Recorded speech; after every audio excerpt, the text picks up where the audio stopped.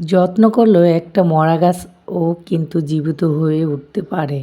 আর অযত্ন করলে তাজা গাছের ফুলটাও কিন্তু ঝরে পড়ে যায়। তাই সময় থাকতে যার যার যত্ন শেষে নেওয়াই ভালো। আসসালামু আলাইকুম, হ্যালো এভরিওয়ান, কেমন আছেন? আই হোপ আপনারা সকলে ভালো আছেন। আলহামদুলিল্লাহ আমিও ভালো আছি, আমার পরিবার সকলে মিলে। মিরপুর স্টেডিয়ামে চলে আসলাম। স্টেডিয়াম বলতে যেটা খেলা হয় মাঝে মধ্যে ক্রিকেট খেলা, সেই স্টেডিয়ামের ভিতরে কিন্তু বড় শপিং মল আছে শুধুমাত্র যে কোনো ঘরের ফার্নিচারের জন্য। এখানে আসলাম আমরা কিছু কেনাকাটার জন্য।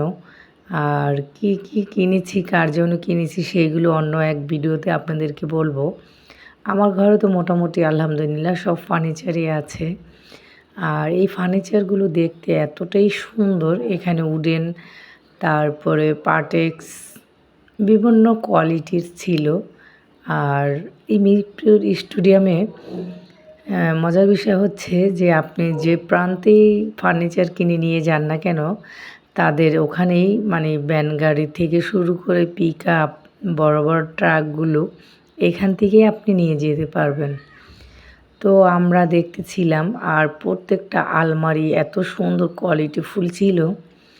আর আমি দেখেছিলাম মেবি ওভেন র্যাকটা আর ম্যাট্রেস, শু র্যাক, এইগুলো একটু দামাদামি করেছিলাম। আমি দেখলাম মানে অন্য ফার্নিচারগুলো থেকে মিরপুর স্টেডিয়ামে কিন্তু অনেক কম প্রাইসে, কম বাজেটে আপনি যে কোনো ঘরের ফার্নিচারগুলো নিতে পারবেন।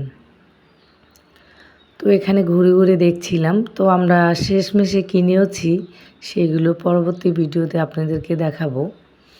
তো এখানে এত সুন্দর সুন্দর ভ্যানিটি আর ড্রেসিং টেবিলগুলো ছিল অনেক সুন্দর। আমার মেয়ে দেখা তো খুব পছন্দ করেছে, মানে বিভিন্ন কসমেটিক্স রাখার জন্য ওদের অর্গানাইজেশন করে রাখার সেই ডিজাইনগুলো। তো আমার ঘরে তো ড্রেসিং টেবিল আছেই, তো মেয়েকে বুঝালাম তুমি অন্য সময় তোমার নিজস্ব রুমের জন্য নিও।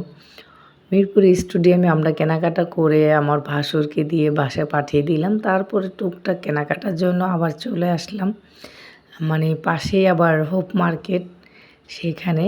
আর এই যে লিচুগুলো দেখতে পাচ্ছেন, মনে হয় কি একবারে গাছ থেকে পাড়া লিচুর মতন টস করছে, দেখতে কিন্তু বেশ ভালো লাগছে।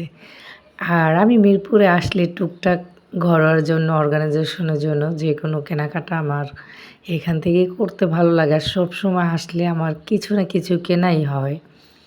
তো আমি এখান থেকে রান্নাঘরের জন্য কিছু আর্টিফিশিয়াল ফুল নিলাম, তারপরে কিছু আমার রান্নার সরঞ্জাম কিনে নিলাম।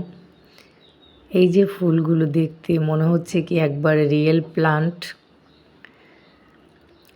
তো আজকে ভিডিওটা আপনাদের কাছে কার কোথায় কীরকম লেগেছে প্লিজ ছোট্ট একটি মিষ্টি কমেন্টের মাধ্যমে আমাকে জানাতে ভুলবেন না।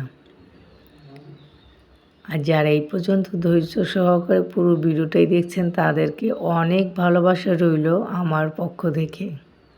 এই তো কথা বলতে বলতে ভিডিও শেষ প্রান্তে চলে আসলাম। সবাই ভালো থাকবেন, সুস্থ থাকবেন। আল্লাহ হাফেজ, আসসালামু আলাইকুম।